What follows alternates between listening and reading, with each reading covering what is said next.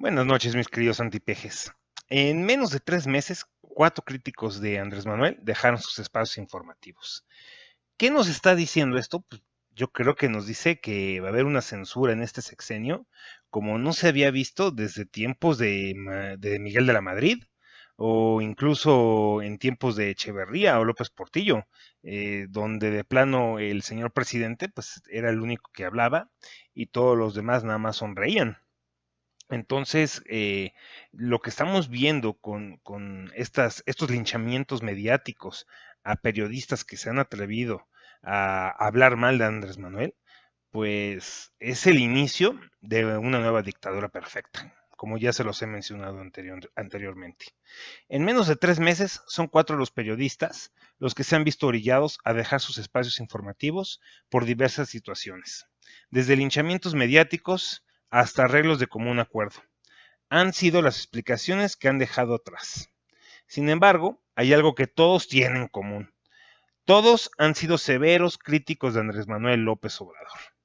El primero de los casos fue el del periodista Ricardo Alemán, quien el pasado 9 de mayo dejó sus espacios del diario Milenio y Televisa, esto luego de la presión mediática causada por el retweet de una imagen, la cual fue sacada totalmente de contexto, para alegar un supuesto llamado a atentar contra el entonces candidato presidencial López Obrador.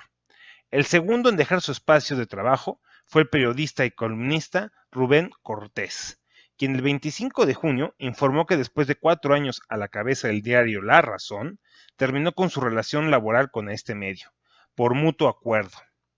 Esta mañana, 2 periodistas más se unieron a la lista, pues Grupo Milenio dio a conocer que Carlos Marín dejará la dirección editorial del Rotativo, y esto sin perder sus espacios como columnista y en la TV.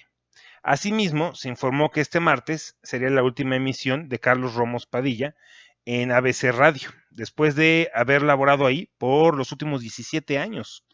No es de extrañarse que estos 4 casos se han dado durante el periodo electoral, días antes de que se llevara a cabo los comicios y ahora que se ha declarado como ganador oficial Andrés Manuel. 2 críticos de AMLO caídos cuando su triunfo en las elecciones presidenciales ya parecía inminente. Otros 2 después de su victoria en las urnas. ¿Casualidad? Podría serlo, si es que existiera casualidad en la política. ¿Qué podemos hablar de este artículo de Alemán de la otra opinión? Pues que yo lo que veo es el retorno de la dictadura perfecta.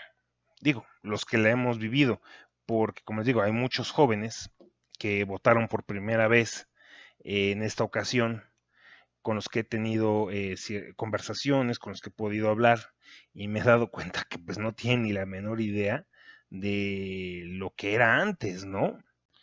Y qué mejor ejemplo de la dictadura perfecta del viejo PRI que el nombramiento de Bartlett para terminar con la corrupción en la CFE, dice Andrés Manuel López Obrador. El virtual presidente electo fue cuestionado sobre las críticas que se han desatado a partir de la propuesta de Manuel Bartlett como el titular de la CFE, asegurando que él respeta todas las opiniones, entre ellas la de su excoordinadora de campaña, Tatiana Cloutier, aunque no coincida con dichas opiniones. Respeto mucho las opiniones de todos, se garantiza el derecho a disentir, indicó Andrés Manuel. Detalló que la decisión de colocar a Bartlett al frente de la CFE se debe a que una de las principales propuestas de campaña fue la de eliminar la corrupción, y Bartlett es el encargado de eliminar la corrupción en la CFE. Y su amigo de copas en Pemex, 2 de las principales empresas estatales con problemas de corrupción. Vamos a terminar con la corrupción en la CFE.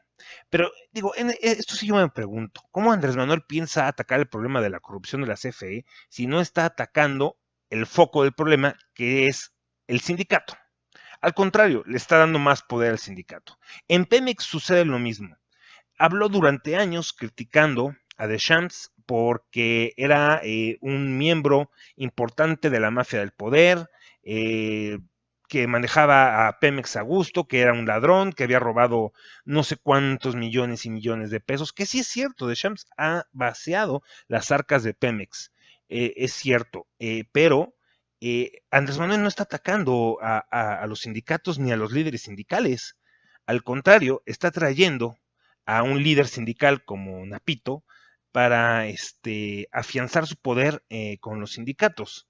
Entonces, es imposible para Andrés Manuel atacar la corrupción en los monopolios estatales de esta forma. Es imposible.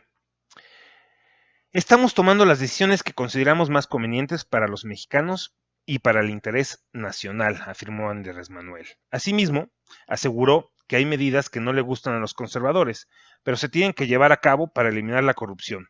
Y dijo que como mexicano le molesta que lo que han hecho con el sector energético.